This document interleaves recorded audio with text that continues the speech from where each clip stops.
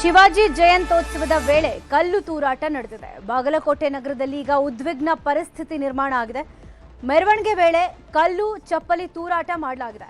ಬಾಗಲಕೋಟೆಯ ಪಂಕ ಮಸೀದಿ ಬಳಿ ಈ ಘಟನೆ ನಡೆದಿರೋದು. ಎಸ್ಪಿ ಸಿದ್ಧಾರ್ಥ ಗೋಯಲ್ ಮೇಲೂ ಈ ವೇಳೆ ಕಲ್ಲು ತೂರಾಟ ಆಗಿದೆ. ಬಾಗಲಕೋಟೆಯ ಪಂಕ ಮಸೀದಿ ಬಳಿ ಘಟನೆ ನಡೆದಿರೋದು. ಶಿವಾಜಿ ಜಯಂತ್ಯೋತ್ಸವದ ಸಂದರ್ಭದಲ್ಲಿ ಕಲ್ಲು ತೂರಾಟ ನಡೆದಿದೆ. ಎಸ್ಪಿ ಸಿದ್ಧಾರ್ಥ ಗೋಯಲ್ ಮೇಲೂ ಈ ವೇಳೆ ಕಲ್ಲೇಟು ಬಿದ್ದಿರುವಂಥದ್ದು. ಹಲವು ಪೊಲೀಸರಿಗೆ ಗಾಯಗಳೂ ಆಗಿದೆ. ಘಟನೆಯಲ್ಲಿ 4 ರಿಂದ 5 ಜನರಿಗೆ ಗಾಯಗಳಾಗಿವೆ. ಡಿಜೆ ಸೌಂಡ್ಗೆ ಕುಣಿತಾ ಇದ್ದವರಿಗೆ ಕಲ್ಲೇಟು ಬಿದ್ದಿರುವಂಥದ್ದು. ತರಕಾರಿ ಮಾರುಕಟ್ಟೆಯಲ್ಲಿ ಕಿಡಿಗೇಡಿಗಳು ಬೆಂಕಿಯನ್ನು ಹಚ್ಚಿರೋದಲ್ಲದೆ ಹಲವರ ಮೇಲೆ ಕಲ್ಲು ತೂರಾಟ, ಚಪ್ಪಲಿ ತೂರಾಟ ಮಾಡಿದ್ದಾರೆ. ಕಿಡಿಗೇಡಿಗಳ ಬಂಧನಕ್ಕೆ ಹಿಂದೂ ಪರ ಸಂಘಟನೆಗಳು ಈಗ ಆಗ್ರಹಿಸುತ್ತಿವೆ.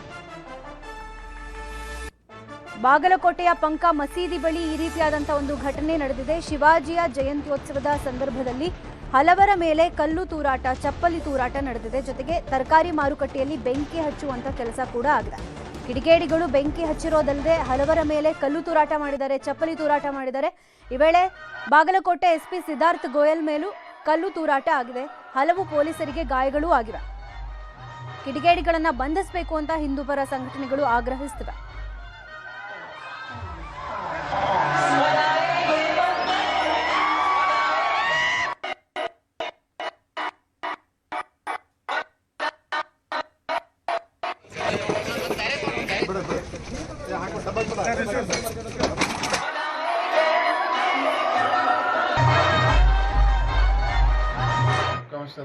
ಎದುರಿಗೆ ಅದೇ ಬರಾಕತ್ತಿದ್ರಿ ಅವಾಗ ಬಿದ್ದದೆ.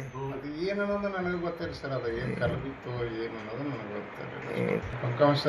ಎದುರಿಗೆ ಅದೇ ಬರಾಕತ್ತಿದ್ರಿ ಅವಾಗ ಬಿದ್ದದೆ. ಅದು ಏನನ್ನೋದು ನನಗೆ ಗೊತ್ತಿಲ್ಲ ಸರ್. ಅದು ಏನು ಕಲಬಿತ್ತು ಏನು ಅನ್ನೋದು ನನಗೆ ಗೊತ್ತಿಲ್ಲ. ಎದುರಿಗೆ ಅದೇ ಬರಾಕತ್ತಿದ್ರಿ ಅವಾಗ ಬಿದ್ದದೆ. ಅದು ಏನನ್ನೋದು ನನಗೆ ಗೊತ್ತಿಲ್ಲ ಸರ್. ಅದು ಏನು ಕಲಬಿತ್ತು ಏನು ಅನ್ನೋದು ನನಗೆ ಗೊತ್ತಿಲ್ಲ. ಕಾರ್ಯಕ್ರಮಗಳು ಬೆಳಗ್ಗಿಂದ ನಡೆದಿದ್ದು, ಆಮೇಲೆ ಸಾಯಂಕಾಲ 5 ಗಂಟೆಗೆ ಒಂದು ಶೋಭಾಯಾತ್ರೆ ವಿತ್ ಪೊಲೀಸರ ಪರ್ಮಿಷನ್ ತಗೊಂಡು ನಾವು ಮಾಡ್ತಾಯಿದ್ವು. ಅದು ಪ್ರತಿ ವರ್ಷವೂ ಮಾಡ್ತೀವಿ.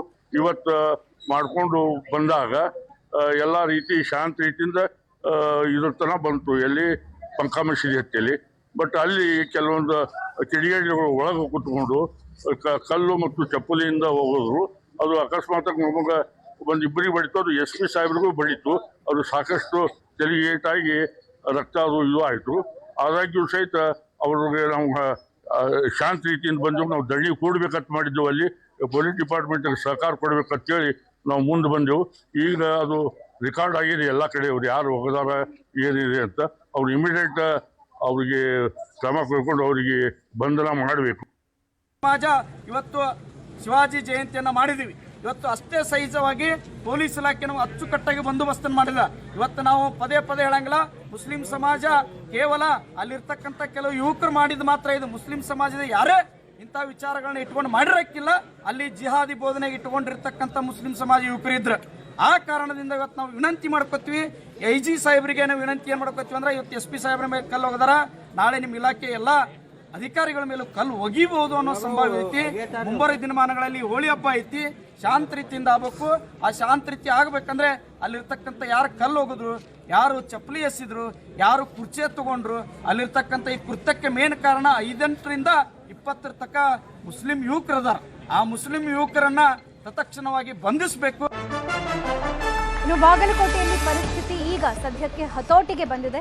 ಕಲ್ಲು ತೂರಿದ ಯಾರು, ವಿಡಿಯೋಗಳ ಪರಿಶೀಲನೆ ಮಾಡಲಾಗ್ತಾ ಇದೆ. ಬಾಗಲಕೋಟೆ SP ಸಿದ್ಧಾರ್ಥ ಗೋಯಲ್ ಈ ರೀತಿಯಾದ ಹೇಳಿಕೆಯನ್ನು ಕೊಟ್ಟಿದ್ದಾರೆ. ನನಗೆ ಮಾಹಿತಿ ಬಂದ ಪ್ರಕಾರ 2 ಕಲ್ಲು ಬಿದ್ದಿದೆ. ನಮ್ಮ ಪೊಲೀಸರಿಗೂ ಗಾಯಗಳಾಗಿವೆ. ಆದರೆ ಸಾರ್ವಜನಿಕರಿಗೆ ಯಾವುದೇ ರೀತಿಯಾದಂಥ ಗಾಯ ಆಗಿಲ್ಲ. ಎಲ್ಲ ವಿಡಿಯೋ ಚೆಕ್ ಮಾಡಿ ಆನಂತರ ಕ್ರಮ ಕೈಗೊಳ್ತೀವಿ ಹೀಗಂತ ಬಾಗಲಕೋಟೆ SP ಸಿದ್ಧಾರ್ಥ ಗೋಯಲ್ ಹೇಳಿಕೆಯನ್ನು ಕೊಟ್ಟಿದ್ದಾರೆ. ನಮ್ಮ ಪೊಲೀಸರಿಗೆ ಗಾಯಗಳಾಗಿರೋದು, ನನಗೆ ಕೂಡ ಗಾಯ ಆಗಿದೆ. ಆದರೆ ಸಾರ್ವಜನಿಕರಿಗೆ, ಜನರಿಗೆ ಯಾವುದೇ ರೀತಿ ಗಾಯಗಳಾಗಿಲ್ಲ. ಸದ್ಯಕ್ಕೆ ವಿಡಿಯೋ ಸಿಕ್ಕಿದೆ. ನಮಗೆ ವಿಡಿಯೋ ಪರಿಶೀಲನೆ ಮಾಡಿ ಆನಂತರ ಕ್ರಮವನ್ನು ಕೈಗೊಳ್ತೀವಿ. ವಿಡಿಯೋ ಎಲ್ಲ ಚೆಕ್ ಮಾಡಿ ನಂತರದಲ್ಲಿ ಏನು ಮಾಡಬೇಕು ಮಾಡ್ತೀವಿ ಅಂತ ಸಿದ್ಧಾರ್ಥ ಗೋಯಲ್ ಹೇಳಿಕೆಯನ್ನು ಕೊಟ್ಟಿದ್ದಾರೆ.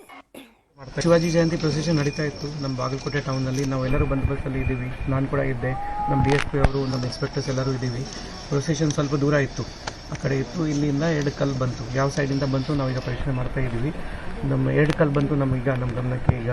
ಮತ್ತು ನಾವು ವೀಡಿಯೋಸ್ ಎಲ್ಲ ಚೆಕ್ ಮಾಡ್ತಾ ಇದ್ದೀವಿ, ಯಾರಿಗೆ ಏನೂ ಮೇಜರ್ ಇಂಜರಿ ಆಗಿಲ್ಲ. ಆಮೇಲೆ ಕಲ್ಲಾದ ನಂತರ ಪ್ರೊಸೆಷನ್ ಸ್ಮೂತಾಗಿ ಮುಗೀತು, ಎಲ್ಲ ಜನ ಡಿಸ್ಪರ್ಸ್ ಆಗಿದ್ದಾರೆ. ಸದ್ಯಕ್ಕೆ ಸಿಚುವೇಶನ್ ಅಂಡರ್ ಕಂಟ್ರೋಲ್ ಇದೆ. ಎಲ್ಲಿಂದ ಕಲ್ಲು ಬಂತು, ಯಾವ ಕಾರಣಕ್ಕೆ ಬಂತು, ನಾವು ಇನ್ವೆಸ್ಟಿಗೇಷನ್ ಮಾಡ್ತೀವಿ. ಅದ್ರ ವಿಚಾರವಾಗಿ ಈಗಾಗಲೇ ನಾವು ಕೇಸ್ ರಿಜಿಸ್ಟರ್ ಮಾಡ್ತಾ ಇದ್ದೀವಿ, ವಿಡಿಯೋ ಚೆಕ್ ಮಾಡ್ತಾ ಇದ್ದೀವಿ, ಯಾರಿದೆ ರಾತ್ರಿನೇ ಚೆಕ್ ಮಾಡ್ತೀವಿ.